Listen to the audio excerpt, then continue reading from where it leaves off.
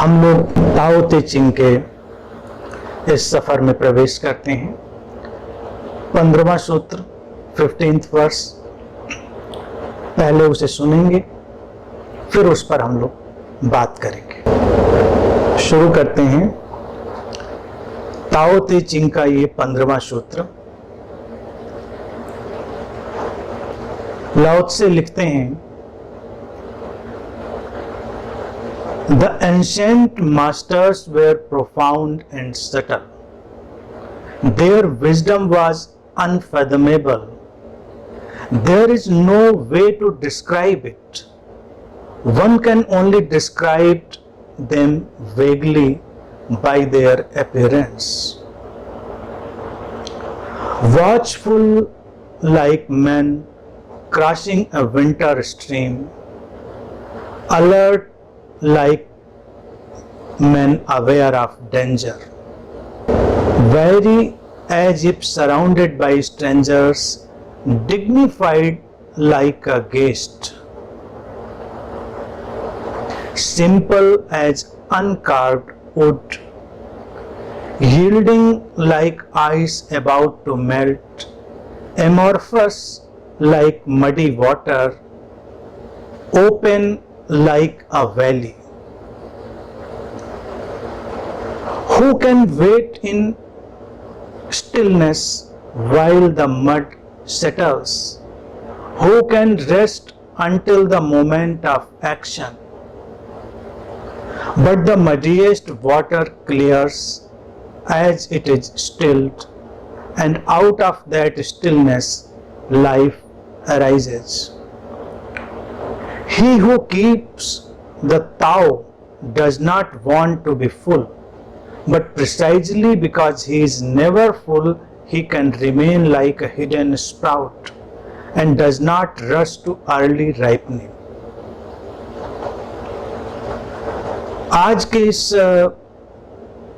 सूत्र में लाओ त्से संतों के लक्षणों के बारे में बात कर रहे हैं। वो लिखते हैं कि जो प्राचीन संत थे, ताओ को जानने वाले, वो इतने गहरे और इतने सूक्ष्म थे, उनकी प्रज्ञा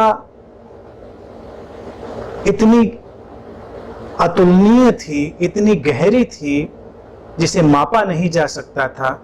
इसलिए उनके बारे में वर्णन करने का कोई भी उपाय नहीं है। उनके बारे में केवल एक धुंधला सा, अस्पष्ट सा वर्णन किया जा सकता है, वो भी उनकी उपस्थिति को देखकर, उनकी अपीयरेंस को देखकर, वो कैसे दिखते थे, क्या करते थे।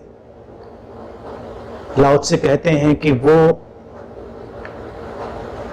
ऐसे ही सजग होते थे जैसे कोई मनुष्य भीषण ठंड में किसी नदी की धारा को पार कर रहा हो। वो इतने ही चौकन्ने, इतने ही सतर्क होते थे जैसे कोई खतरों से घिरा हुआ हो।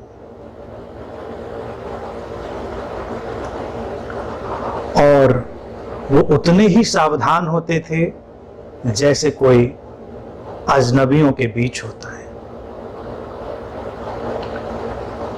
और उतने ही गरिमापूर्ण जैसे कोई मेहमान हो, उतने विनम्र जैसे कि कोई बर्फ अभी पिघलने वाली हो, और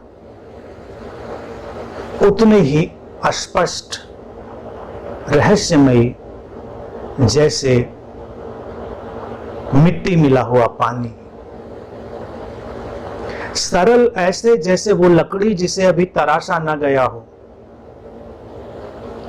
और खुले हुए ऐसे जैसे कोई घाटी हो। आगे लाओ त्से कहते हैं, कौन प्रतीक्षा करता है उस मटमैले पानी के ठहरने का? कौन विश्राम में जाता है क्रिया के परिपूर्ण होने तक? लेकिन कितना भी मटमैला पानी हो, वो स्वच्छ हो जाता है जैसे जैसे ठहरता है, और उस ठहराव से, उस स्थिरता से जीवन उत्पन्न होता है।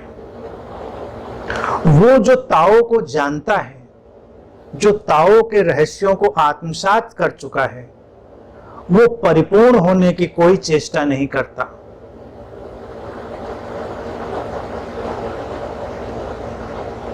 वो बहुत ही स्पष्टता से इस बात को जानता है कि कभी भी उसे परिपूर्ण नहीं होना है। वो एक छुपे हुए अंकुर की तरह हो सकता है और उसको पक जाने की कोई जल्दी नहीं है।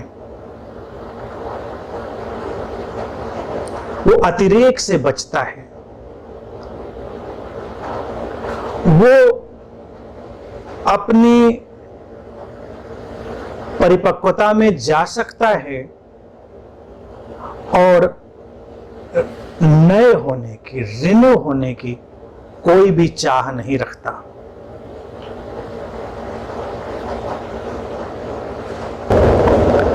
आज का सूत्र यूं देखा जाए बड़ा मजेदार है और बड़ा ही खूबसूरत है।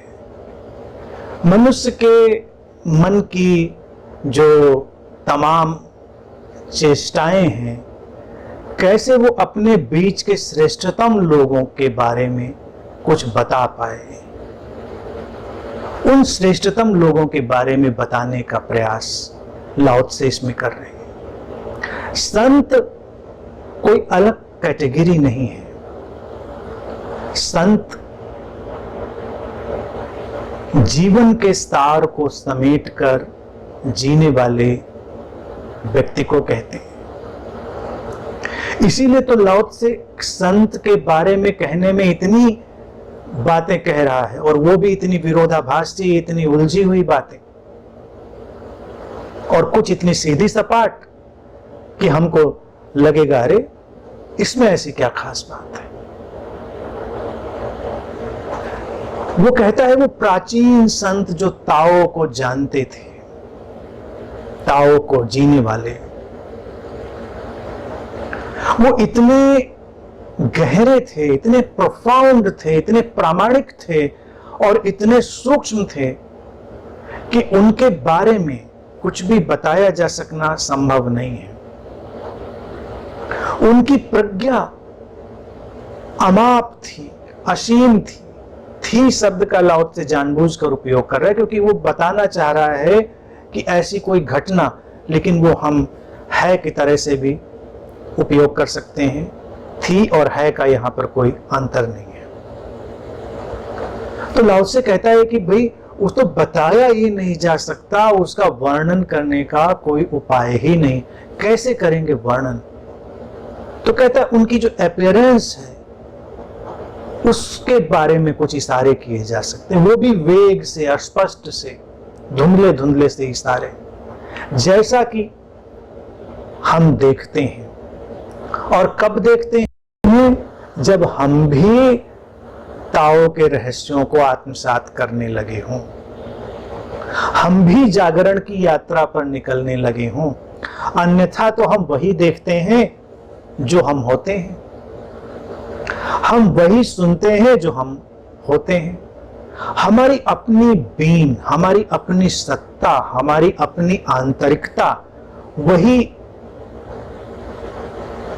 हम देखते हैं और वही सुनते हैं। हमारी दुनिया वही है। तो जब लाओ त्से कह रहे हैं कि उन संतों की अपीयरेंस को लेकर हम कुछ कह सकते हैं, तो आप ये मानकर चलिए वो उन लोगों के बारे में कह रहा है कि जो उस मार्ग पर चल चुके हैं वही पहचान पाएंगे। क्योंकि अपीयरेंस से भी कैसे पहचानेंगे? आपको तो कुछ का कुछ दिखाई देगा। हमारा जो परसेप्शन है, देखने का ढंग है, उसमें एक परसेप्चुअल एरर, एक देखने की त्रुटि हमेशा विद्यमान है। तो उसको पहले साफ सुथरा होना पड़ेगा। इसीलिए लाओ त्से 15वें सूत्र तक आते आते इस सूत्र को लिख रहे हैं। उसके पहले वो तमाम बातें समझा चुके हैं। और जब ऐसे वचनों के बारे में हम बात करें तो ये हमेशा ध्यान देना चाहिए, ये कोई फिलॉसफी नहीं है, ये एक यात्रा है, साधना की यात्रा है, परिपक्वता की ओर जाती हुई एक यात्रा है। तो जो पहले की बातों को समझ चुका होगा, पहले जितनी बातें अभी तक हम कर आए हैं उनको आत्मसात कर चुका होगा, तो हम उम्मीद कर सकते हैं कि अब वो किसी संत को पहचानने के योग्य हो गया होगा। संतों के बारे में कोई जल्दबाजी नहीं है कहने की। वो कहता है कि वो इतने प्रामाणिक और इतने सूक्ष्म होते थे कि कैसे कहा जाए कुछ।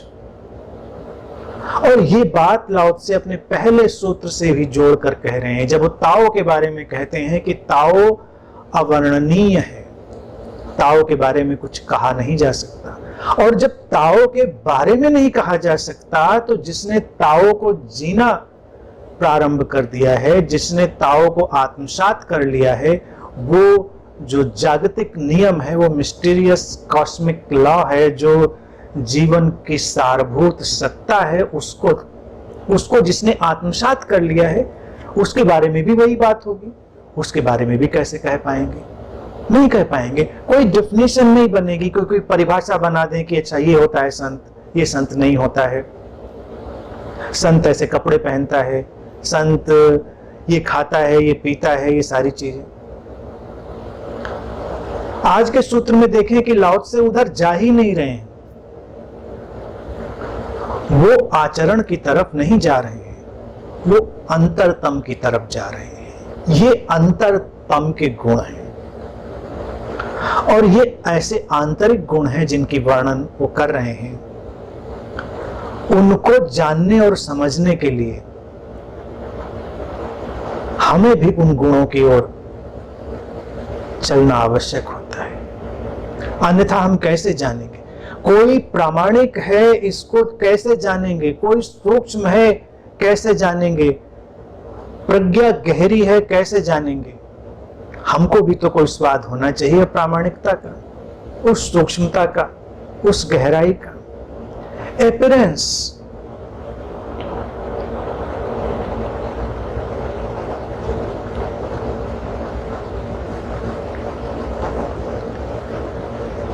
अपीयरेंस यानी कि जो प्रकट होगा स्वभाव में, लाओ से उसकी चर्चा करने जा रहे हैं धीरे धीरे। तो जब तुम किसी संत के पास होते हो, उसको जानना कठिन नहीं है, लेकिन पहले तुमको थोड़ा संस्वरित हो जाना पड़ेगा, तुमको अपने पूर्वाग्रह से मुक्त हो जाना पड़ेगा, अपने अभी तक के इकट्ठी की हुई जो संस्कार बद्धता है, जो कंडीशनिंग है, उससे थोड़ा पीछा छुड़ाना होगा। थोड़ा खुले हुए और ग्रहणशील होकर जब हम देखना शुरू करेंगे, अनुभव करना शुरू करेंगे, तो किसी संत के बारे में हम जान पाएंगे।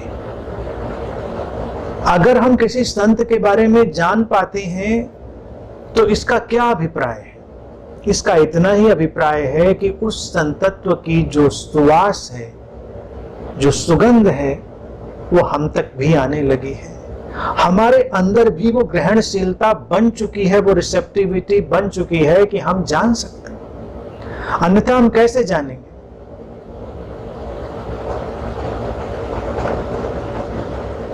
एक शराबी शराबी को पहचान लेता है, ड्रग एडिक्ट को पहचान लेता है, मुश्किल होता है। मेरे एक मित्र थे, वो इन मामलों में थोड़े कुशल थे। वो किसी के उठने बैठने चलने और उसकी आंखों को देखकर बड़े अनुमान लगा लेते थे कि ये किस तरह का नशा करता होगा व्यक्ति।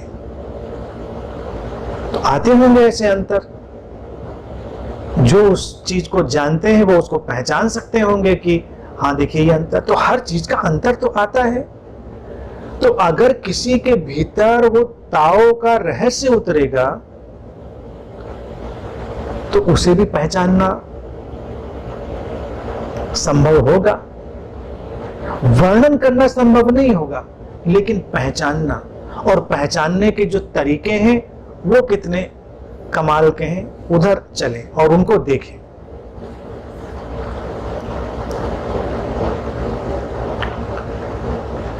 लाओ त्से कहते हैं कि वो ऐसा ही सजग होता है जैसे भीषण ठंड में किसी नदी की धारा को पार कर रहा हो।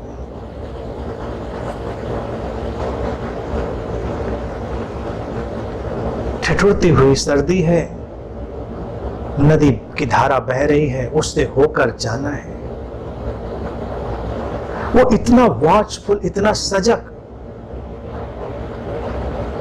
ऐसा सजग दिखाई देता है जैसे उस समय कोई होता है। कभी ठंडक में स्नान किया हो नदी में तो इसको समझ सकते हैं। भारत में अक्सर तुम देखोगे कि जो स्नान पड़ जाते हैं बड़े ठिठुरते हुए ठंड में, कार्तिक पूर्णिमा का स्नान, कुंभ का स्नान, हम लोगों के हिसाब से बड़ी ठंडक में पड़ते हैं। तो लोगों को लगता है क्या ये केवल उद्देश्य नदी में नहाना ही है? नहीं, लाओ त्से के सूत्र दुनिया भर में अलग अलग ढंग से जिए जाते रहे हैं। वो साधना के सूत्र है। जब तुम ठंडक में ठिठुरते हुए किसी नदी की धारा में प्रवेश करते हो तो तुमको सजग होना पड़ता है, वॉचफुल होना पड़ता है। तुम्हारा रोम रोम चैतन्य हो जाता है, आंखें खुल जाती हैं। अभी तुम सोए हुए पड़े हो और बस नदी का पानी तुम्हें स्पर्श करे ठंडक में, सारी तुम्हारी नींद गायब हो जाती, तुम पूरी तरह से जाग जाते हो। लाओ त्से कहता है वैसे ही वो जो संत है हमेशा जागा हुआ जीता है। ऐसा उसको देखकर लगेगा जैसे ठिठुरते हुए शीत में कोई नदी की धारा में उतर रहा हो, ऐसा ही। सोया हुआ नहीं है, कोई गफलत नहीं है, कोई बेहोशी नहीं है, पूरी तरह सजग। और ये तुलना, ये जो उपमा है, इसको देखें, ये रोचक है, ये आंतरिकता है। इधर जितने भी वो उपमाएं देने वाले हैं लाओ त्से, वो सब बड़ी आंतरिक है। व्यक्ति के अंदर वो सजगता पैदा हो जाती है, बाहर से देखने वाले को दिख सकती है अगर वो देखने की कोशिश करे, लेकिन इतनी भी नहीं दिखती है कि कुछ उसका शोरगुल हो रहा। इसीलिए वो कह रहा है कि वो इतने प्रोफाउंड और इतने सटल हैं, इतने गहरे और इतने सूक्ष्म है। घटना घट रही है भीतर, लेकिन उसको बाहरी तल से पकड़ पाना संभव नहीं है। तो सजगता का तल, हम सजग होने की बड़ी कोशिश करते हैं। हम अक्सर सुनते हैं वॉचफुल हों, ऑब्जर्वर हों, अवेयर हों, लेकिन कैसे होंगे? कुछ चुनौतीपूर्ण हमारे सामने आए। ठंडक में नदी की धारा में प्रवेश करना भी एक चुनौतीपूर्ण काम है। जीवन ऐसा ही है, चारों तरफ उसकी एक ठिठुरन है, उसमें हमको जागना पड़ता है, बहुत ही संभल कर चलना पड़ता है, संभल कर उसमें प्रवेश करना पड़ता है। अगर गर्मी हो, नदी की धारा में प्रवेश कर रहे हो, तुम देखो हम उतने चौकन्ने नहीं होते, उतने सजग नहीं होते, क्योंकि बाहर की गर्मी से नदी के पानी का जो रिश्ता है वो बड़ा ही ऐसा लुभावना है कि हम बड़ी जल्दबाजी में उसमें डूबने के लिए तैयार रहते हैं। गर्मी से निजात मिलती है, इसीलिए गर्मी का उन्होंने उदाहरण नहीं लिया। उन्होंने लिया जब बाहर तुम्हारा जो शरीर है वो कपकपा रहा है और तुम नदी की धारा की तरफ बढ़ रहे हो, तो पानी में जाना नहीं चाहते। गर्मियां हो तो हर कोई नदी में जाना चाहता है, उसको लगता है गर्मी से निजात मिलेगी, अच्छा है, गर्मी से मुक्ति मिलेगी। तो उसमें हम उतने सतर्क नहीं रहते, उतने सजग, उतने वॉचफुल नहीं रहते। और यहाँ जब सर्दियां हैं और नदी की धारा में प्रवेश करना हो तो स्वभावतः हमको बहुत ज्यादा वॉचफुल होना पड़ता है, बहुत ज्यादा वॉचफुल होना पड़ता है। नदी की धारा तो जाने दो, सर्दियों में तुम्हें अपने बाथरूम में जाने में भी कितना अवेयर हो जाना पड़ता है। पानी खोलते हो, तुम्हारा रोम रोम उस समय पूरी तरह से अवेयर हो जाता है। शॉवर खोलकर कई लोग 10 बार कोशिश करते हैं जाएं नीचे कि ना जाएं, इसके हाथ लगा के देखते हैं, उंगली लगा के देखते हैं कि सब ठीक है, अंदर इसके जाएं ना जाएं। अंदर आता है कि मुंह धुल के ही काम चला लेते हैं। सर्दियां आ जाए तो कितने कितने तमाशे लोग नहीं करते। कई लोग तो 2-2 3-3 दिन नहीं नहाते, और पूरा नहाते भी हैं तो उसी को लोग कहते हैं ना चिड़िया स्नान। कब में वो गए, कब में नहाए, कब में भागे, पता ही नहीं। इतने इतने सजग हैं पानी को लेकर कि पहले 4 मग्गा पानी बाथरूम में इधर फेंकना, और फिर थोड़ा बचा अपने ऊपर डालना, फिर 4 इधर फेंकना, फिर थोड़ा अपने ऊपर डालना। इस तरह से नहाते हैं। गर्मियां हो तो तुम पानी का पूरा उपयोग कर लेना चाहते, तो वो पानी तुम्हारे बाथरूम में भी तुमको इतना जगा देता है। और फिर तुम कल्पना करो, एक बहती हुई नदी, खुला हुआ आसमान, चारों तरफ खुला परिदृश्य, और तुम जा रहे हो उसमें। पूरी तरह तुमको सावधान होना पड़ता है, सजग होना पड़ता है। भारत में नदियों में स्नान की परंपरा के पीछे यही एक सूत्र था। अब क्या करें, जनमानस के लिए तो उनको जोड़ना पड़ता है कि गंगा जी में स्नान करोगे तुम्हारे पाप धुल जाएंगे। हाँ, पाप धुल जाएंगे अगर तुम इतनी सजगता से भर जाओगे, इतने वॉचफुल हो जाओगे, तो तुम्हारी स्मृतियों और तुम्हारे संस्कारों से जमी हुई जो धूल है वो पोंछी जा सकती है। तो अगर नदी में स्नान करते समय भी तुम उस सजगता के स्वाद में उतर सको तो तुमने पुण्य अर्जित किया। तो भारत में इसीलिए उसको उन्होंने पुण्य से जोड़ दिया। पुण्य तुम्हें मिलेगा। क्या पुण्य मिलेगा? कोई पुण्य का तुम्हारा कोई बैंक बैलेंस तो नहीं बन रहा है कहीं पर, लेकिन वो वॉचफुलनेस, वो सजगता अगर तुमने अनुभव करी, वो जीवन शैली में तुम्हारे आई, एक बार तुमने उसका स्वाद लिया और जीना शुरू किया, तो वही पुण्य से भरा जीवन है, वही तुमको मुक्त करने वाला जीवन है। तो भारत की परंपरा में अक्सर ये स्नान का प्राविधान कर दिया गया, और ये ज्यादातर स्नान ठिठुरते हुए सर्दी में ही आते हैं। और आगे कहते हैं कि वो इतना अलर्ट, इतना चौकन्ना, जैसे कोई खतरों में घिरा हुआ हो तब होता है। अवेयरनेस एंड अलर्टनेस, ये दोनों कंबाइंड चीजें, एक ही सिक्के के 2 पहलू।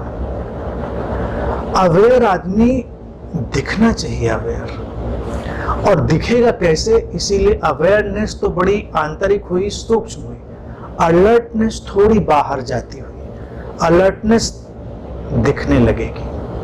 अलर्टनेस भीतर से निकलकर बाहर अभिव्यक्त होती हुई सजगता है। जो सतर्कता है वो भीतर की सजगता की बाहरी अभिव्यक्ति है।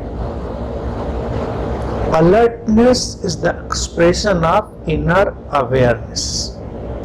अंदर सजगता होगी तो बाहर सतर्कता आएगी। और सतर्कता कैसी?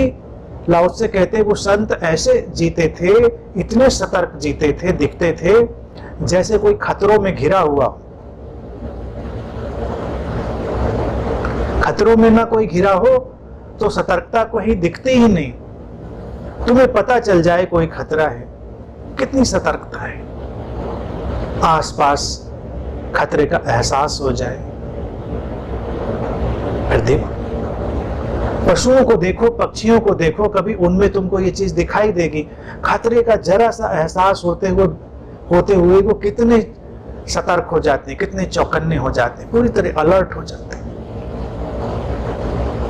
आज के वक्त में, पैंडेमिक के, महामारी के वक्त में खतरा आया है, तो लोग अलर्ट हो गए, नहीं तो किसी को कोई मतलब नहीं। लोग आए, बैठे, पूरी दुनिया घूम के खाने पीने लग गए। तो पहले के वक्त में अगर लोगों को कह देते, इस कोरोना काल के पहले लोगों को, अरे भाई हाथ धुल लो खाने के पहले, मुंह धुल लो, तो जवाब ये होता था कि शेर कभी हाथ धुलता है, शेर कभी मुंह धुलता है। आज सारे शेर बिल्कुल सभ्य हो गए। खतरा है, कहना नहीं पड़ता। वो 20 सेकंड कहते हैं, वो तो 60 सेकंड तक ही धुल के मानते हैं। खतरा है, तो अलर्टनेस आई है। कहां से कोई गुजरा होगा, कौन वायरस लेके गया होगा, नहीं गया होगा, मास्क चढ़ा था, नहीं चढ़ा था, खतरा है, तो अलर्टनेस है। बिना खतरे के हम अलर्ट होते ही नहीं। मनुष्य की ये सबसे बड़ी बीमारी है। लेकिन लाओ त्से कहता है संतों की जो अपीयरेंस होती थी वो ऐसी ही होती थी, या होती है, थी। लाओ त्से का शब्द है, वो ताओ को एंशिएंट मानकर चले, प्राचीनतम, इसीलिए थी और है, इसको एक साथ सुने। संत ऐसे ही सतर्क जीते हैं जैसे खतरा अभी है चारों तरफ कहीं। चौकन्ने, उनकी चाल देखो, चाल में उनके चौकन्नापन देखो। पैर घसीटते हुए नहीं चल रहे, सोए सोए नहीं चल रहे। तुम सड़क पर किसी कुत्ते को जाते हुए देखो, किसी बिल्ली को जाते हुए देखो, घर में चूहे को दौड़ते हुए देखो, आसमान में उड़ते किसी परिंदे को देखो, जंगल में जाते किसी भी पशु को देखो, तुमको हर जगह वो अलर्टनेस दिखाई देगी। पशु पक्षियों के जगत में तुम्हें हर जगह वो अलर्टनेस दिखाई देगी, क्योंकि वो एक आसन्न खतरे में, एक खतरा जो कहीं भी हो सकता है उसको मान कर ही चले। उनके प्रोग्रामिंग में इनबिल्ट है। अभी उनका मन सक्रिय नहीं हुआ है। पशु पक्षियों को मन का उपहार नहीं मिला है जो मनुष्य को मिला है। तो प्रकृति ने, नेचर ने ही उनकी प्रोग्रामिंग कर दी है कि खतरा तो कहीं भी हो सकता है, कभी भी हो सकता है, तो उसी तरह सतर्क रहना है। वो उनकी प्रोग्रामिंग है। मनुष्य को उपहार मिल गया मन का, तो उसको समझना पड़ता है खतरा है या नहीं है, उसे सूंघना पड़ता है। पशु पक्षियों का जीवन नैसर्गिक है। संत भी नैसर्गिक हो जाता है अपनी मन की सारी यंत्रणा, संरचना, जटिलता, उसकी विशिष्टता को जानने के बावजूद वो नैसर्गिक हो जाता है। ताओ के साथ लयबद्ध होता है, इसलिए वो चौकन्ना हो जाता है, जैसे कहीं भी कोई खतरा हो सकता है। तो किसी संत को अगर तुम बैठे देखोगे तो ऐसे ही जैसे कहीं कोई शेर बैठा हुआ दिखता है, वही गरिमा, वही चौकन्नापन। चलते हुए तुम देखोगे तो जैसे कोई हिरन जा रहा हो, कुत्ता भी जा रहा हो। अब कुत्ता जा रहा है और संत जा रहा है, तुम कहोगे, तुमको लगेगा संत को कह दिया कुत्ता जा रहा है, संत। इस तरह से संत चलता है। सड़क पे चलने वाले कुत्तों को देखो, कोई प्रशिक्षित से प्रशिक्षित कमांडो भी क्या उस तरह से चलता होगा चौकन्ना। तुमने देखे ना, जो स्पेशली ट्रेंड कमांडोज होते हैं, उनका चौकन्नापन, उनके अलर्टनेस, उनकी ट्रेनिंग अलर्टनेस की होती है। लेकिन अपना जो सड़क पे जाने वाला हमेशा का संगी साथी जो कुत्ता है, वो तो चौकन्नापन उसका कमाल का। जो कुत्ते मनुष्य की सोहबत में आ जाते हैं वो थोड़े आलसी और सोए सोए हो जाते हैं। जिनको लोग पाल लेते हैं घरों में, वो थोड़े उनकी सोहबत में डल हो जाते हैं। लेकिन बाहर सब संत हैं। बाहर का कुत्ता पूरी तरह संत है। घर वाला थोड़ा इंसान होने लगा है, तो सोया रहता है, पता ही नहीं चलता उसको कब क्या खतरा आया नहीं आया। शिकार भले हो जाए खतरे के, लेकिन चौकन्नापन है, तो वो अलर्टनेस। तो एक संत के जीवन में वही अलर्टनेस दिखेगी जो किसी खतरे के आसपास होने पर दिखाई देती है।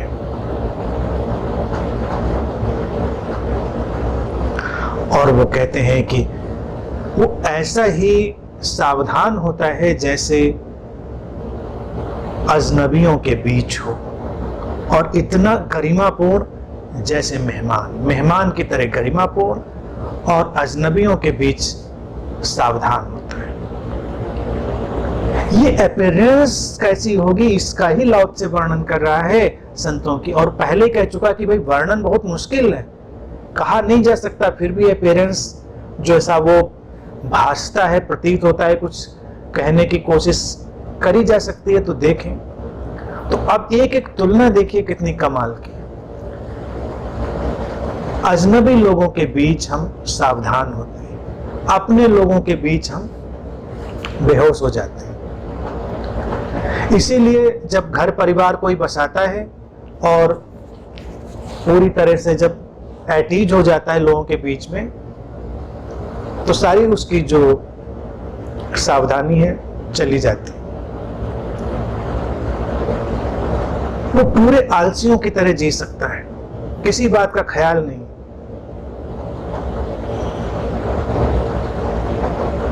घर में लोग उतने सावधान नहीं होते, लेकिन कोई अजनबी समूह में कोई हो जाए तो व्यक्ति बड़ा सावधान हो जाता है। क्या बोलना है, क्या नहीं बोलना है, कैसे बोलना है, किन शब्दों का चुनाव करना है। तुम अजनबी लोगों के बीच में हो, तुम्हारी एक एक बात का प्रभाव पड़ सकता है, तुम मुश्किल में पड़ सकते हो, तुम्हारे जीवन की दिशा दशा प्रभावित हो सकती है। तो तुम शब्दों का चुनाव भी बड़े ही सोच समझ कर करते हो। अजनबी लोगों के बीच में देखिए लोग कितने करुणापूर्ण हो जाते हैं, कितने हेल्पिंग हो जाते हैं। हैरानी होगी देखकर ना तुमको कि ऐसा कैसे, अरे घर में ऐसा नहीं दिखता। इसीलिए कई बार लोग हैरान होते हैं कि ये इंसान जो बाहर इतना भला मानुष नजर आता है, बिल्कुल देवता नजर आता है, बिल्कुल देवी नजर आता है, ये घर में आकर इसको क्या हो जाता है, घर में क्या हो जाता है। घर वाले हमेशा परेशान, महिलाएं परेशान हैं अपने पतियों से, और पत्नियों को उतना ज्यादा एक्सपोजर अभी तक मिला नहीं था, इसलिए उनका मसला दूसरा था। लेकिन अगर वो एक्सपोजर के सापेक्षिकता में बात करें तो वहां भी वही बात है कि वो पति भी सोचता है कि बाहर जो इसका व्यवहार है अजनबी लोगों के बीच, और घर में तो बिल्कुल जमीन आसमान का फर्क है। बाहर तो जैसे कोई परी, कोई देवी उतर आई है, और घर में आते ही तो लाओ त्से कहता है संत तो ऐसा ही जीवन जीते हैं कि हमेशा वो अजनबियों के बीच में, कितने भी अपने लोग हों उनके, वो किसी भी व्यक्ति को टेकन फॉर ग्रांटेड नहीं लेते। घर में अपने लोगों को तो तुम बस ऐसे ही लेने लग जाते हो कि हैं, और तुम कैसे भी हो सकते हो, तुम कुछ भी बोल सकते हो, तुम कुछ भी कर सकते हो, तुम कोई भी उठापटक कर सकते हो। अजनबियों के बीच सावधान रहना पड़ता है। वो सावधानी बड़ी सूक्ष्म है, ऐसा नहीं है कि तुम जिरे बख्तर लगा के चल रहे हो। और अजनबियों के बीच देखिए व्यक्ति सावधान है और खुलता है।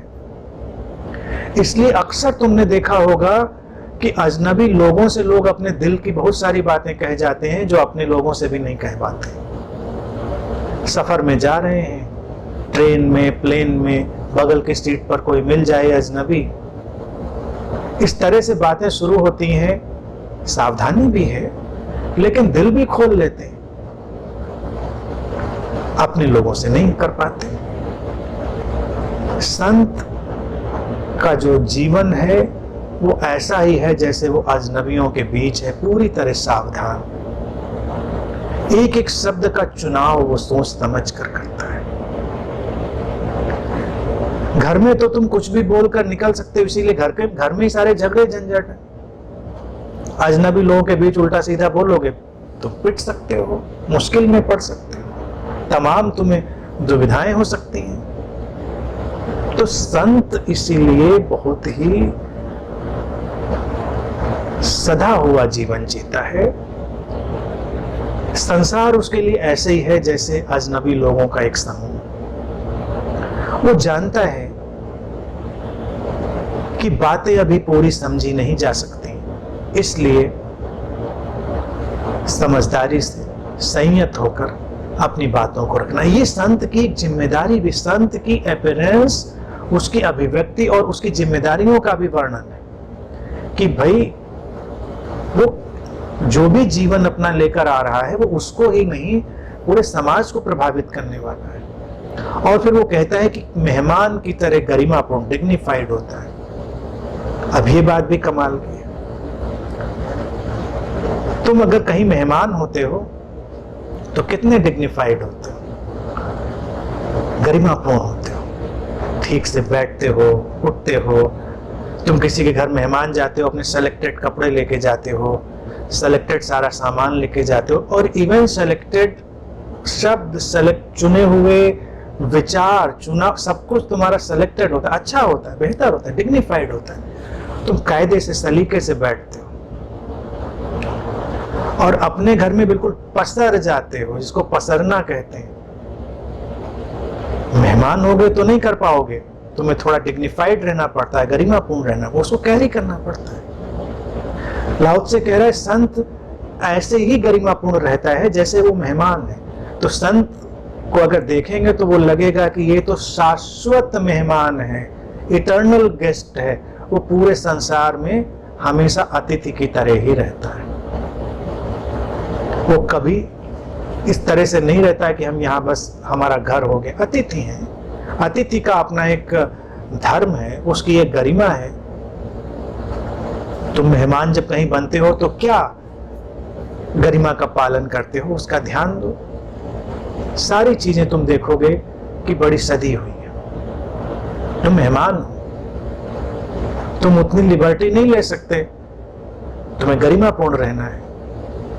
तुम्हें पता नहीं कि जहां तुम मेहमान हो वहां क्या व्यवहार चलता है, तो तुम अच्छे कपड़े पहनकर अच्छे ढंग से बैठते हो, चाय पर मिलते हो, खाने पर मिलते हो, अच्छी अच्छी बातें करते हो, और सब बड़ा ही सौहार्दपूर्ण, स्नेहपूर्ण वातावरण बनता है। सब एक दूसरे के लिए हाथ बढ़ाते हैं। घरों में चूंकि तुम्हें मेहमान का एहसास नहीं है तो कोई किसी के लिए हाथ नहीं बढ़ाता।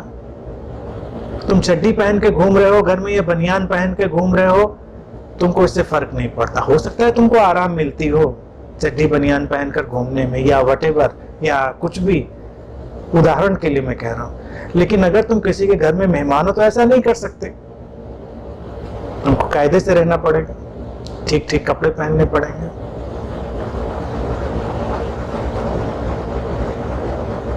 सोने जगने का जो घर का वातावरण होगा, एक मेहमान के नाते गरिमापूर्ण ढंग से तुम उसको एडॉप्ट करोगे। अपनी मनमानी नहीं चलाओगे। अपने घर में तो हम 10 बजे सो के उठते हैं, अपने यहाँ तो हम 12 बजे सोते हैं, अपने यहाँ तो हम 10 ही बजे सो जाते हैं। हम तो ये नहीं खाते हैं, हम तो ये छूते नहीं हैं। मेहमान जब तुम्हें कोई खाना परोसता है, हालांकि तुमसे पूछा भी जाता है, लेकिन अगर तुम्हारा जो होस्ट है, आतिथेय है, तुम्हें कुछ ऐसा खाना दे भी देता है तो तुम गरिमा पूर्वक उसे स्वीकार करते हो। संत के जीवन में यही गरिमा है। संसार उसे जो भी परोसता है, देता है, वो उसको उसी गरिमा से स्वीकार करता है। वो जानता है लोगों की व्यवस्थाएं हो सकती हैं, लोगों के अपने ढंग हो सकते हैं, संसार के अपनी व्यवस्था के सारे तौर तरीके हो सकते हैं, तो हमें उस व्यवस्था में अड़ना क्यों? हम तो एक अतिथि की तरह, एक मेहमान की तरह यहाँ पर हैं। जैसा चलता है वैसा वहां पर जी लेते हैं और चले जाते हैं। हाँ, मेहमान कभी कभी बड़ा प्रभावशाली हो तो मेहमान भी, वो अतिथि भी घर में बड़े सारे परिवर्तन कर देता है। उसकी अपनी जो होने की व्यवस्था है उससे भी तमाम परिवर्तन आ जाता है। जो होस्ट है, आतिथेय है, वो देखता है कि ऐसा भी हो सकता है।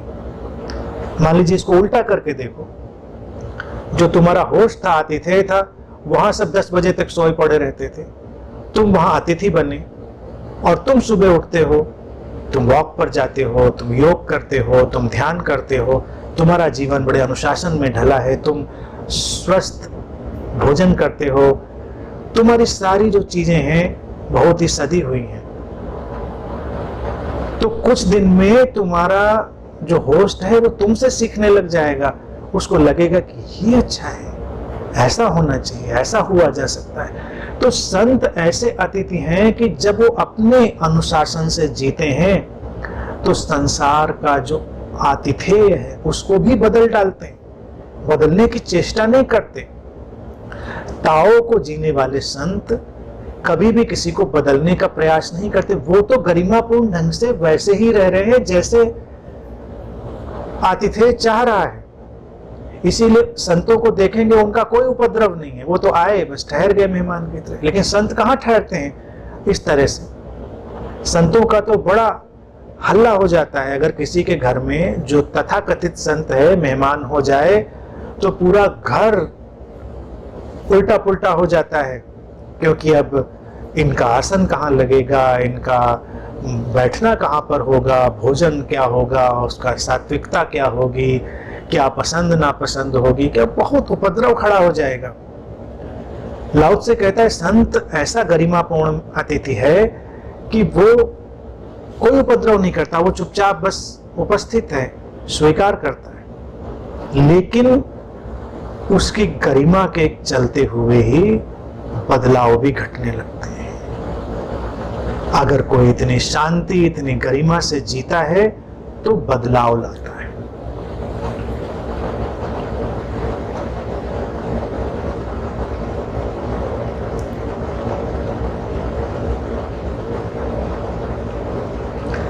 लाओ त्से कहता है वो ऐसे सरल होते हैं संत जैसे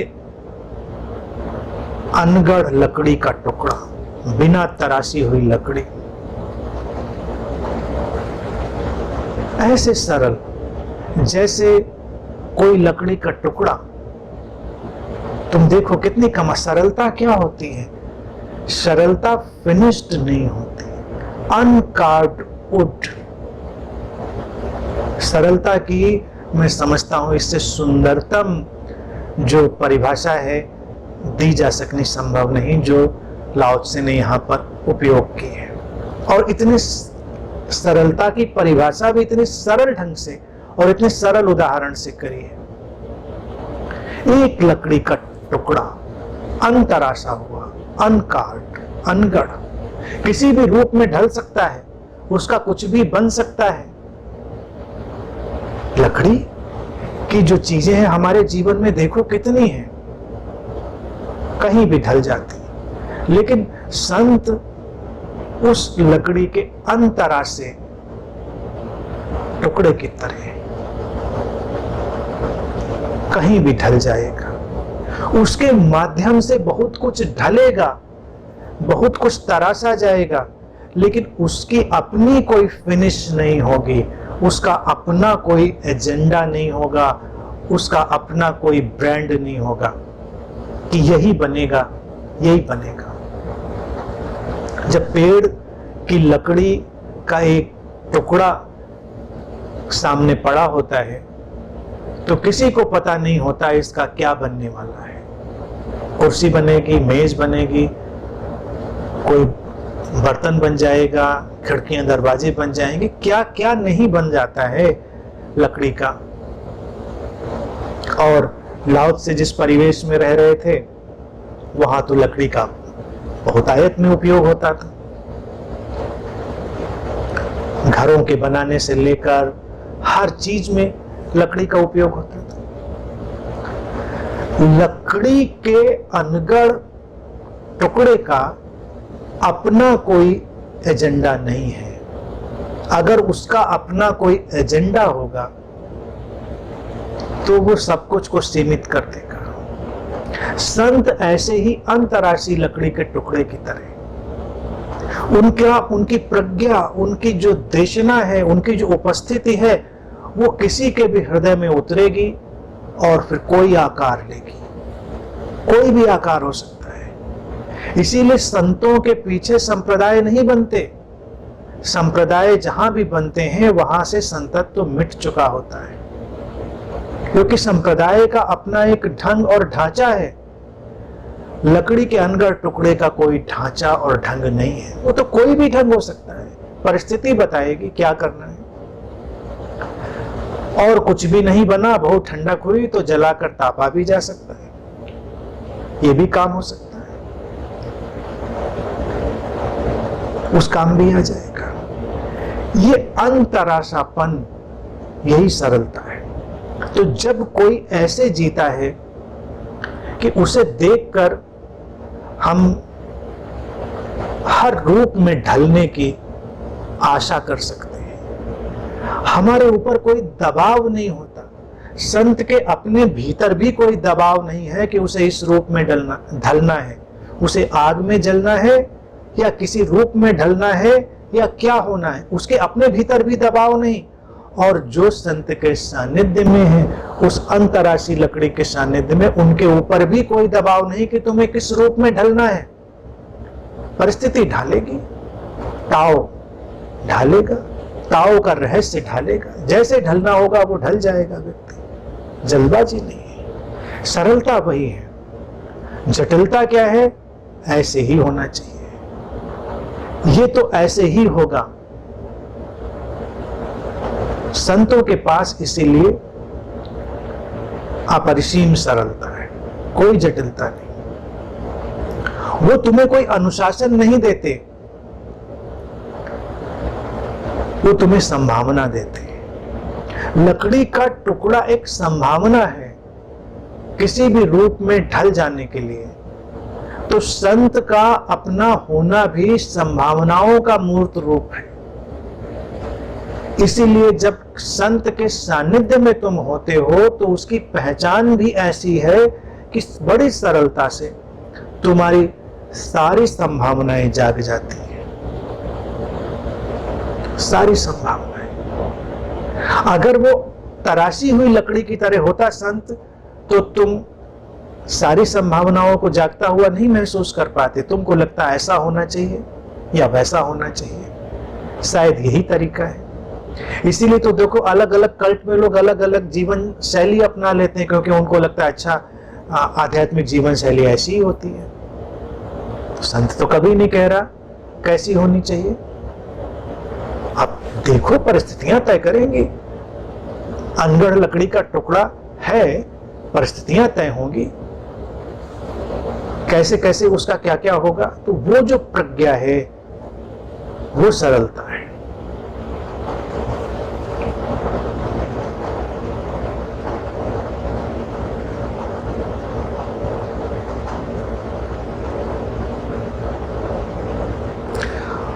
और लाओ से कहते हैं कि वो विनम्र कैसा है? जैसे बर्फ बस अभी पिघलने वाली है।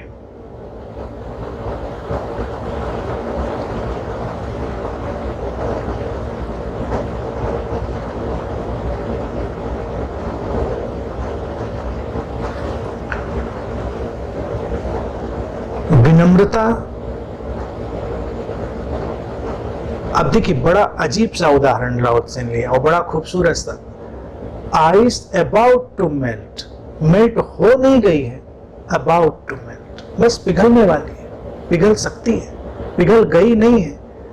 नहीं तो लाओ से सीधे कह देता कि वो ऐसे विनम्र हैं जैसे बहता हुआ पानी। लाओ से ने नदी का, पानी का उदाहरण भी तमाम जगहों पर लिया है, लेकिन जब विनम्रता को कहना चाह रहे हैं कि संतों की विनम्रता कैसी है, उस बर्फ की तरह जो अभी अभी पिघलने वाली है, पिघल नहीं गई है। तो इसमें वो जो कह रहे हैं वो भी बड़ी सुंदर बात है। वो कहते हैं कि संत, उसका अपना एक निजता का ढांचा निर्मित हुआ है, एक व्यक्तित्व बना है संत का। क्योंकि व्यक्तित्व बनता है, जैसे हम कहते हैं अहंकार विहीनता, तो अहंकार विहीनता से लोग क्या समझेंगे? अहंकार है आइडेंटिटी, आइडेंटिफिकेशन, तादात्मीकरण। तो संत के पास भी एक बहुत ही निश्चित किस्म का व्यक्तित्व है। पानी तो था ही हमेशा, लेकिन जब वो बर्फ बना है पानी, तो पानी ने एक निश्चित आकार ग्रहण किया है, निश्चितता ग्रहण की है।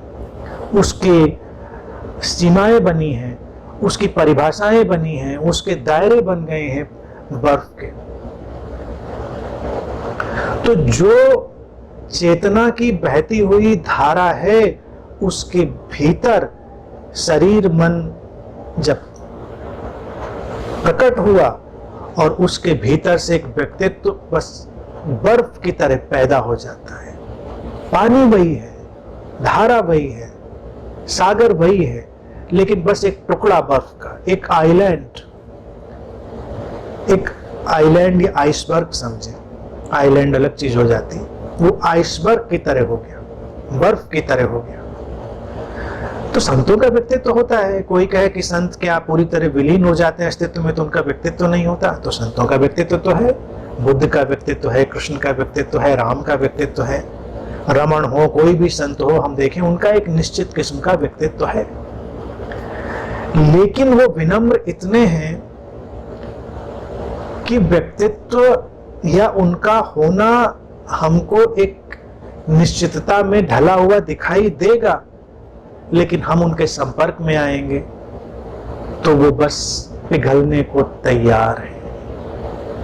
वो ऐसी बर्फ है जो हमेशा सीमाओं में बंधी नहीं रहेगी, जैसे ही आवश्यकता पड़ेगी वो पिघलेगी, अबाउट टू मेल्ट। तो संत की विनम्रता ऐसी है कि बस वो पिघल कर कहीं भी बहने, कहीं भी ढलने के लिए तैयार है, तत्पर है। बाहर से देखेंगे अगर, तो तुमको सब कुछ बिल्कुल स्पष्ट दिखाई देगा। बर्फ बिल्कुल स्पष्ट है, उसके किनारे, उसका आकार सब स्पष्ट है। संत को अगर हम दूर से देखेंगे, उसकी अभिव्यक्ति, उसके विचार सब स्पष्ट है।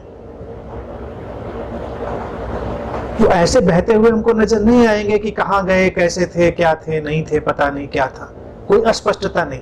तो उस बर्फ के टुकड़े में पूरी स्पष्टता है, उसके धारे किनारे सब स्पष्ट है। तो संत जब दूर से तुम उसको देखते हो तो तुमको बर्फ की तरह स्पष्ट नजर आता है, वो तुमको आकर्षित करता है, वो स्पष्टता तुम्हें आमंत्रित करती है। लेकिन वो बर्फ कैसी है? क्योंकि बर्फ का तो स्वभाव ही यही है कि वो कभी भी पिघल सकती है, तुम्हारे हिसाब से पिघल सकती है। और विनम्रता इसीलिए ओढ़ी हुई नहीं होती। विनम्र व्यक्ति हमेशा बहा हुआ नहीं दिखाई देता। जैसे विनम्र आमतौर से जो लोग होते हैं, वो उनको लगता है कि उनके अंदर शाब्दिक विनम्रता है, उनकी भंगिमाओं की विनम्रता है, वो सब विनम्रता नहीं है। यहाँ पर जो विनम्रता है, जो विनय है, वो एक तो बर्फ की तरह पूरी तरह स्पष्ट है, क्लियर है, पारदर्शी है, क्योंकि बर्फ का पारदर्शीपन भी है। तो संत का जीवन स्पष्टता और पारदर्शीपन की एक मिसाल है, लेकिन वो पिघल कर कभी भी बह सकता है, जैसी जरूरत हो, जैसा समय हो। वहां पर कोई आग्रह नहीं है कि नहीं पिघला जाएगा, ये जो आकार बन गया था अभी ऐसा ही रहेगा, ये जो विचारधारा थी ये ऐसी ही रहेगी, ये फिलॉसफी जो थी ऐसी ही रहेगी, नहीं। इसीलिए संत के जब तुम उसको एक एंगल से देखोगे तो उसकी तुमको फिलॉसफी भी दिखेगी। तो कई बार लोगों को परेशानी होती है कि भाई फिलॉसफी है लेकिन बीच बीच में पिघलती क्यों रहती है। यही उसकी विनम्रता है, क्योंकि उद्देश्य है उपयोगिता का, उद्देश्य है कल्याण का।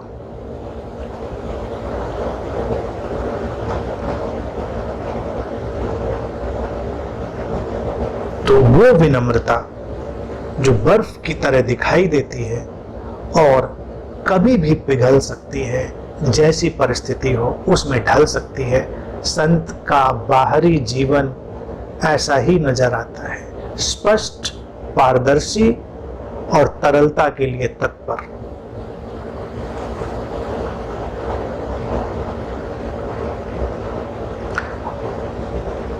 और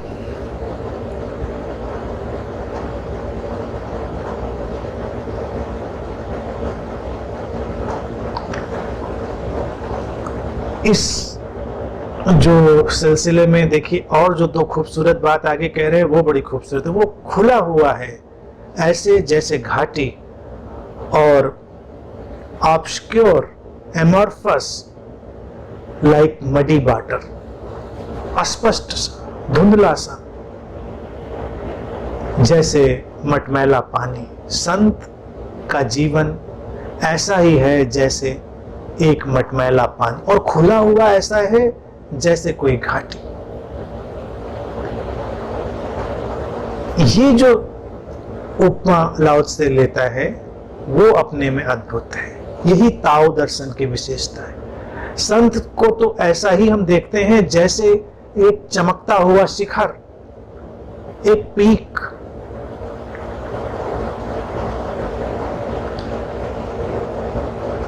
लेकिन लाओ त्से शिखर की बात नहीं कर रहे, वो कहते हैं वो ऐसा खुला हुआ है जैसे घाटी। और लाओ त्से पहले भी कहे आए हैं कि ताओ घाटी की तरह है। वो उस स्ट्रैंड चेतना की तरह है जो घाटी सदृश है, खुला हुआ है, ओपन है, रिसेप्टिव है। शिखरों पर कुछ ठहरता नहीं है, घाटियों में सब कुछ समाहित हो जाता है, वो खुला है। इसीलिए संत के पास तुम कैसे भी जा सकते हो। शिखर पर चढ़ने के लिए तुमको बड़ी कुशलता चाहिए, बहुत जद्दोजहद चाहिए, मुश्किल है। लेकिन संत तो घाटी की तरह खुला हुआ होता है, उसके जीवन में तुम कैसे भी शामिल हो सकते हो। और घाटी तो सब कुछ को संभाल लेती है, उसमें जाना आसान, उतरना आसान। गिरोगे तब भी घाटी में ही जाओगे, शिखर से कुछ फिसले वो भी घाटी में ही जाएगा। और घाटी वो सब कुछ को संभाल कर उसको फिर से प्राण दे देती है, उसको पुनरुज्जीवित कर देती है। घाटी अलग थलग नहीं है। इसी लाओ त्से ने पहले के सूत्रों में कहा था, वो परम सृजनात्मकता है ताओ की, घाटी चेतना। तो संत का होना ऐसा है घाटी की तरह खुला हुआ, कोई अस्वीकार नहीं, तुम्हारी कोई भी विवेचना नहीं, स्क्रूटनी नहीं, कोई पात्रता की आवश्यकता नहीं। तुम जैसे हो वैसे ही उसके साथ जी सकते हो। वो तुमको संभाल लेगा, तुमको जगह देगा। संत के पास होकर जब तुम्हें गिरने का एहसास ना हो, गिरे हुए होने का एहसास ना हो, निम्न का एहसास ना हो, तो वही उसके घाटी होने जैसा है। घाटी ऐसी ही खुली हुई है, वो तो संभालती है ना। किसको एहसास होता है कि यहां पर कुछ गिरा है? संत की जो बाहरी अभिव्यक्ति है वो ऐसी ही खुले हुएपन की है, सबको स्वीकार करने की। तो अगर संत भी चुनाव करे, पात्र अपात्र का भेद करे, तो फिर वो संत नहीं है। संत अभेद की अवस्था में है, सब कुछ को शामिल, गंदगी को भी शामिल कर लेती है घाटी। पहाड़ से उतरने वाला झरना, बादलों से बरसने वाली बूंदें, सब घाटी में आती हैं। और तुम खा पीकर अपने सब चीजें फेंक दो, वो भी लुढ़कते पुढ़कते हुए घाटी में चली जाती हैं। पक्षी जीवित है तो उड़ता हुआ शिखर की तरफ जा सकता है, घायल हो जाए, मर जाए तो लड़खड़ा कर घाटी में आकर गिरता है। घाटी उसे भी संभालती है। घाटी का कोई भी आग्रह नहीं है, संत का भी कोई आग्रह नहीं है। कौन आए कौन ना आए, किसको संभालना है किसको नहीं संभालना है, सब कुछ को। तो संत की पहचान में ये एक बहुत बड़ी अभिव्यक्ति है, घाटी की तरह होना। लेकिन अगर हम बाहरी संतों को देखें तो उनमें कितने चुनाव होंगे, उनमें कितनी अस्पृश्यता, कितने भेद की स्थितियां होंगी। और ये घाटी जैसा होना कैसे होगा जब वो पहले की सारी बातें जो लाओ से अभी तक कह के चले आए हैं उनको वो जी रहा होगा।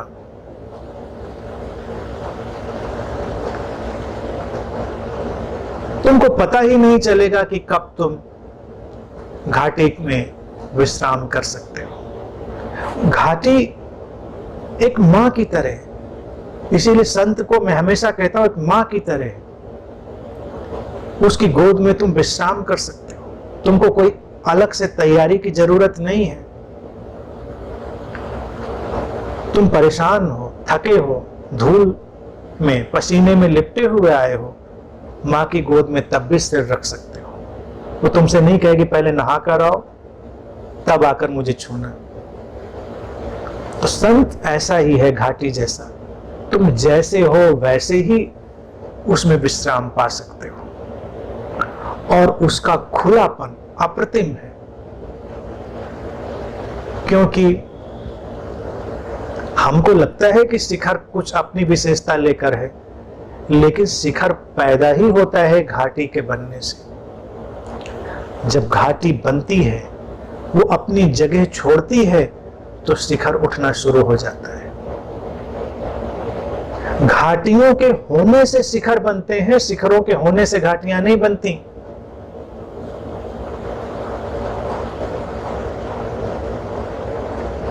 शिखर एक उपयोगिता है, उपादेयता है। शिखर मिट सकते हैं, समाप्त हो सकते हैं, खत्म हो सकते हैं, रेत में बदल सकते हैं, लेकिन घाटियां शाश्वत हैं, हमेशा रहती हैं। उनमें क्या मिटेगा? मिटने जैसा कुछ है ही नहीं। वो तो एक खालीपन है, शून्यता है। इसीलिए संत खुला हुआ है घाटी की तरह, उसका अपना कोई आग्रह नहीं। और अगली बात उसी के सिलसिले में लाओ से जो कह रहे हैं वो तो बिल्कुल ही अद्भुत है। उसका होना ऐसा है जैसे मटमैला पानी, लाइक मडी वाटर। मटमैला पानी हमको तो लगता है कि बिल्कुल मानसरोवर की झील का चमकता हुआ पानी होना चाहिए संत को, स्फटिक जैसा होना चाहिए उसको, क्रिस्टल जैसा उसको क्लियर होना चाहिए। लेकिन मटमैला पानी भी है, वो भी मटमैला। घाटी की अभिव्यक्ति के बाद लाओ त्से इस अभिव्यक्ति में आ जाते हैं। चूंकि संत खुला हुआ है घाटी की तरह, इसीलिए उसके भीतर बहने वाला पानी, यानी कि जो पानी का ढंग है, उसमें कुछ भी शामिल हो सकता है, क्योंकि संत चुनाव नहीं करता। क्या मटमैला और क्या साफ, कैसे जानेंगे? इसीलिए लाओ त्से ने कहा वो इतने एमॉर्फस, अस्पष्ट, धुंधले से, ऑब्स्क्योर संत हैं जैसे मटमैला पानी। क्यों वो अस्पष्ट हैं, क्यों वो धुंधले से हैं जैसे मटमैला पानी? संभावनाओं के लिए, कुछ भी अस्वीकार ना करने के कारण। मटमैले पानी में मिट्टी मिली है, लेकिन मिट्टी तो बैठ भी जाएगी, मिट्टी हमेशा के लिए तो नहीं मिली है। वो व्यापकता है, वो उस संत की व्यापकता के लिए कहा गया, वो उसकी करुणा है, वो करुणा है। अगर हम उसको बहुत ही स्वच्छ धारा की तरह देखें तो वो हमसे दूर हो जाता है। लाओ से इसीलिए ये परिभाषा चुनते हैं, ये उपमा चुनते हैं कि वो मडी वाटर की तरह है संत, क्योंकि संत ने कोई चुनाव नहीं किया है। बारिश होती है, जमीन पर गिरती है और पानी बह निकलता है। जब पानी बह निकलता है जमीन पर गिरकर, तो पानी ये नहीं चुनाव करता है कि हमको साफ साफ बहना है कि मटमैला होकर बहना है। बह निकलता है, मिट्टी के साथ बहता है, मटमैला हो जाता है, बहता रहता है, मिट्टी बैठ जाती है। अचुनाव की स्थिति में होने के कारण, चॉइसलेस अवेयरनेस की अवस्था में होने के कारण, जो संत है वो मटमैले पानी की तरह धुंधला सा, अस्पष्ट सा जान पड़ता है। तुम बिल्कुल ठीक ठीक उसके बारे में अनुमान नहीं लगा सकते। ये जो धुंधलापन है, ये जो अस्पष्टता है, जहां पर पानी और मिट्टी मिल रहे हैं, इसके भी बहुत ढंग है। भारत में हमने उसका भी उपयोग किया है। अलग अलग तरह से उनके उपयोग करने की बात है। भारत में जैसे हम संध्या वंदन की बात करते हैं, तो क्या है, अंधेरा और उजाला जहां पर मिल रहा है, धुंधल का है, अस्पष्ट सा है। सुबह अंधेरा जा रहा है, रोशनी आ रही है और धुंधला धुंधला सा है, रहस्यमय सा है, स्पष्ट नहीं है, लेकिन वहीं से कुछ स्पष्टता की यात्रा होगी। शाम है, अभी स्पष्टता खो रही है, और भारत में हमने उनको प्रार्थना का, ध्यान का अवसर माना। तो ये जो मटमैलापन है, ये ध्यान का अवसर है, ये मिलन का, अस्तित्व के सम्मिलन का अवसर है, जहां पर भेद करना अभी मुश्किल है। इसीलिए हमने संतों को मिस्टिक कहा। मिस्टिक इसलिए कहा, मिस्टिक का अनुवाद लोग करते हैं रहस्यदर्शी। तो रहस्यदर्शी से लगता है कि रहस्य में कुछ देख लेते होंगे, कोई ऐसा माइक्रोस्कोप, ऐसी कोई दूरबीन उनके पास होती होगी जो रहस्य में देख लेते होंगे, इसीलिए वो रहस्यदर्शी है। ये जो मिस्टिकल है, धुंधलापन, ये मटमैलापन मिस्टिकल है, इसमें जो जीता है वो होता है मिस्टिक, क्योंकि वहीं पर सारी संभावनाएं फिर प्रस्फुटित हो सकती हैं उस धुंधलेपन में, मटमैलेपन में। मटमैलापन यानी धुंधल का, धुंधलापन, बहुत स्पष्टता का अभाव होना तुमको जोड़ता है उससे, तुमको जुड़ने में आसानी होती है। अगर बिल्कुल स्फटिक जैसी पारदर्शी धारा जो हो, चमकती हुई, संत का होना वैसा हो जाए, तो तुम उससे जुड़ नहीं पाओगे। कुछ कुछ वो तुम्हारे जैसा लगता है, कुछ कुछ तुमसे अलग लगता है, कुछ कुछ लौकिक लगता है, कुछ कुछ पारलौकिक लगता है।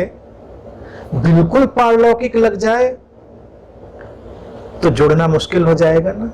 मडी वाटर क्या है, उसकी धारा में थोड़ी मिट्टी मिलती रहनी चाहिए संत के होने में।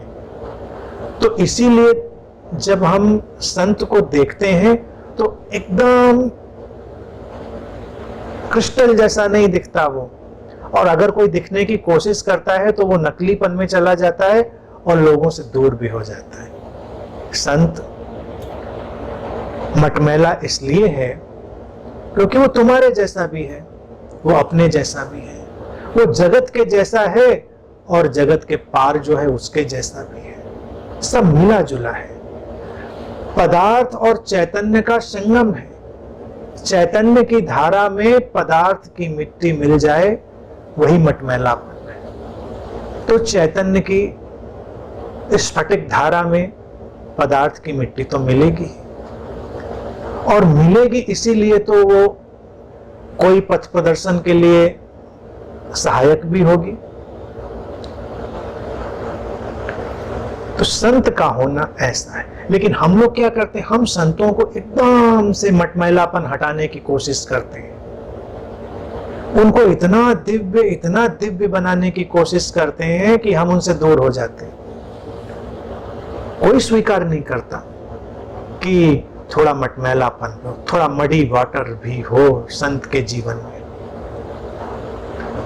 क्या वो जानबूझकर ऐसा करता है? जानबूझकर नहीं करता। लाओ त्से ही कह रहा है कि वो तो उनकी अभिव्यक्ति में हमको ऐसा झलका, संतों के अभिव्यक्ति में हमने ऐसा देखा, वो मडी वाटर। अब आगे जो कहते हैं वो देखिए, वो कहते हैं कि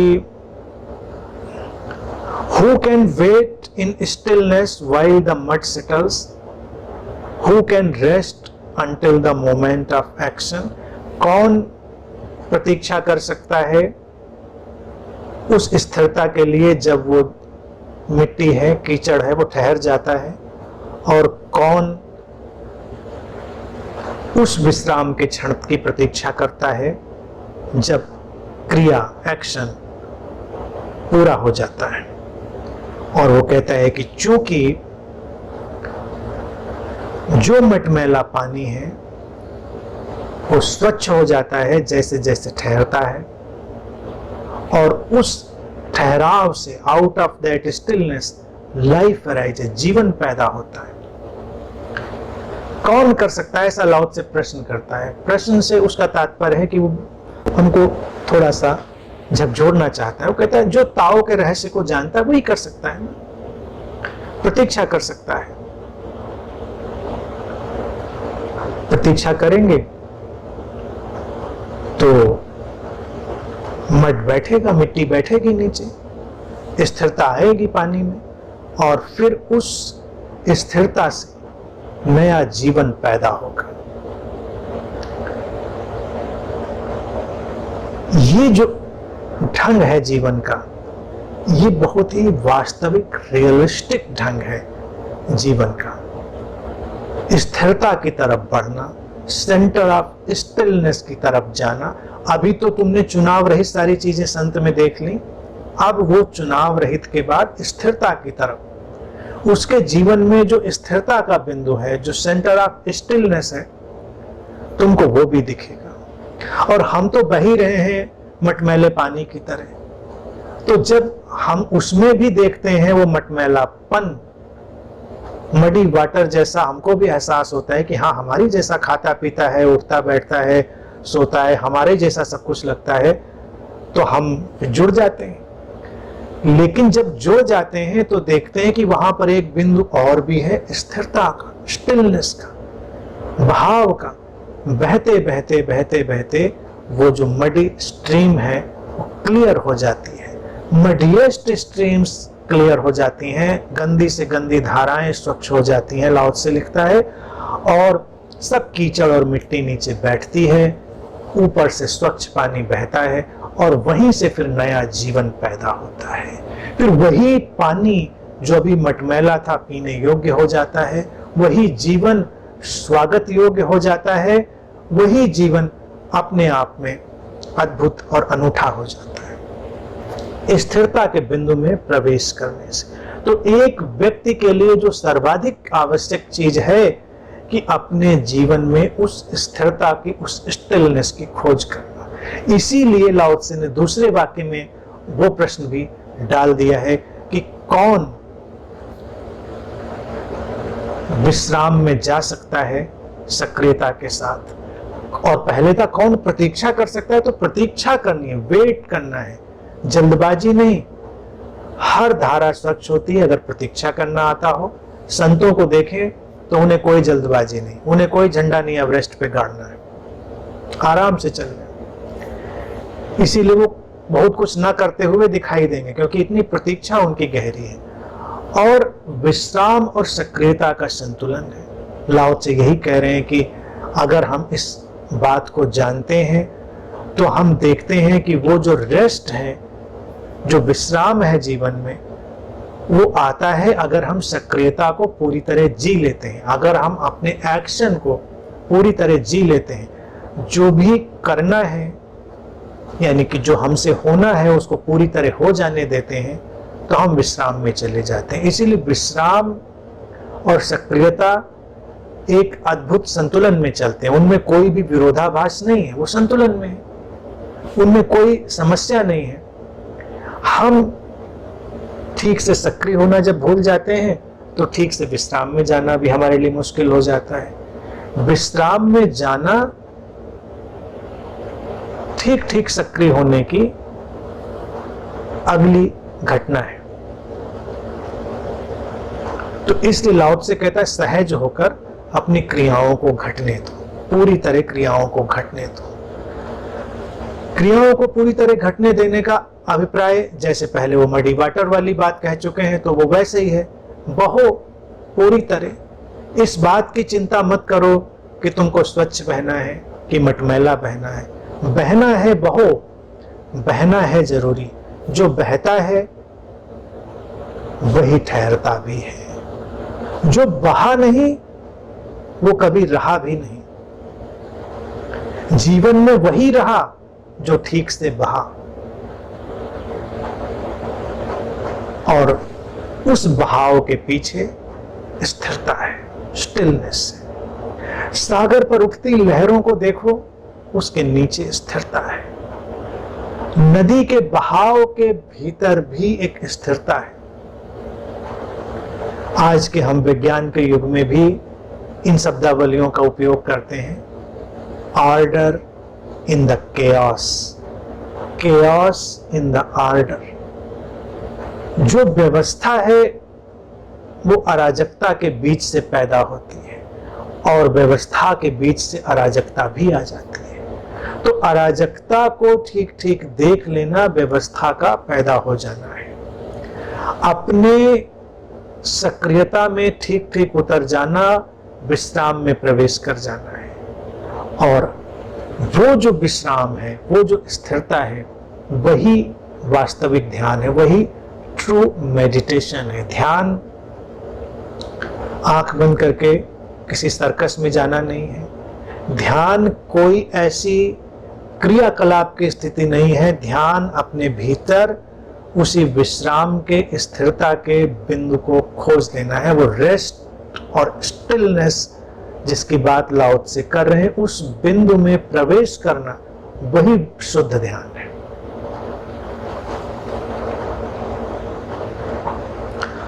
आगे लाओ त्से कहते हैं कि जो ताओ के रहस्य को जानता है, उसमें जीता है, वो कभी पूर्ण नहीं होता, पूर्ण होना नहीं चाहता।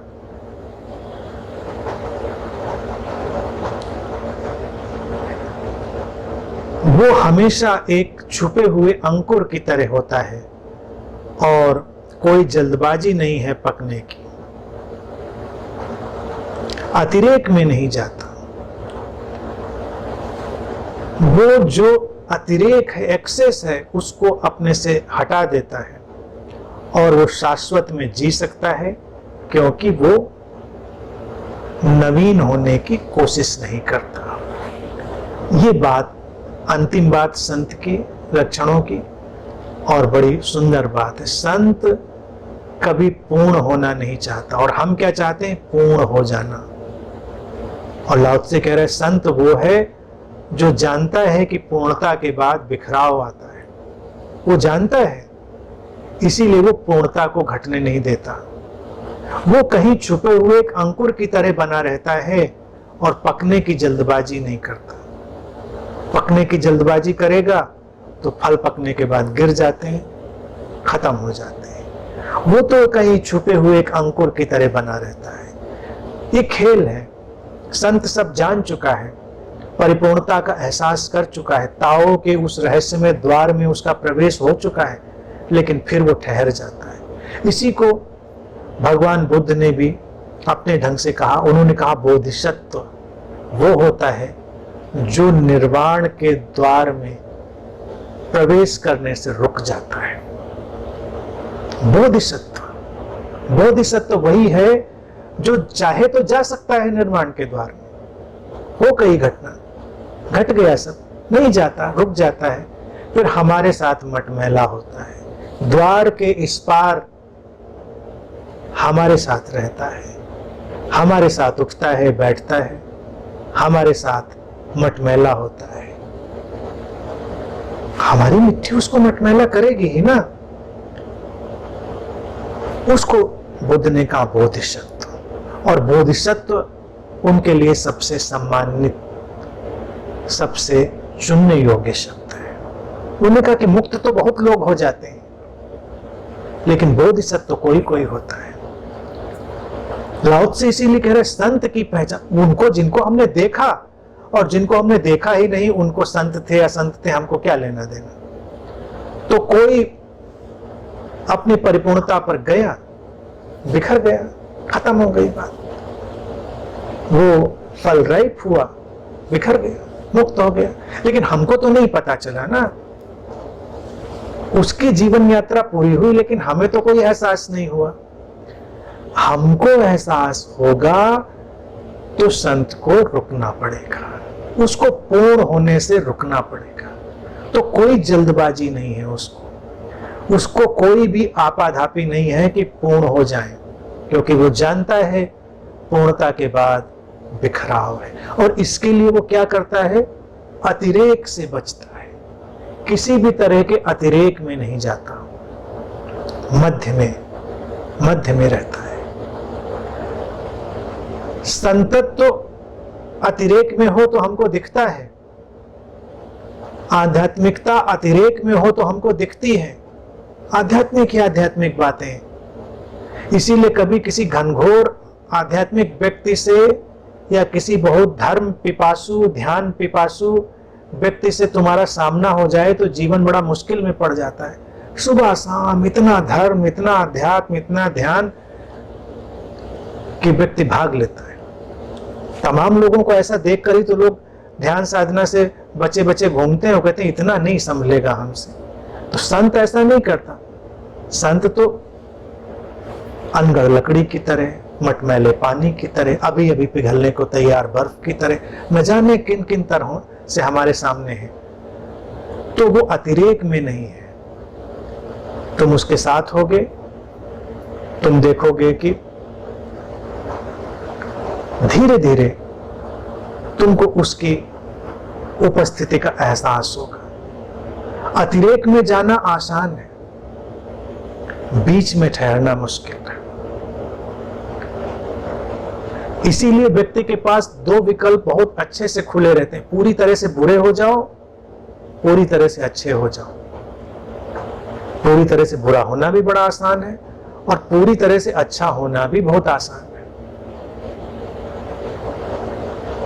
बीच में ठहरना संत है।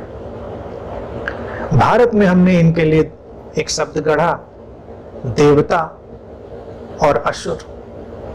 असुर वो जो बुरा ही बुरा हो गया है, देवता वो जो अच्छा ही अच्छा हो गया है, और संत वो जो न देवता है न असुर है, दोनों के पार है, मडी वाटर, तुम देखकर जान नहीं पाओगे।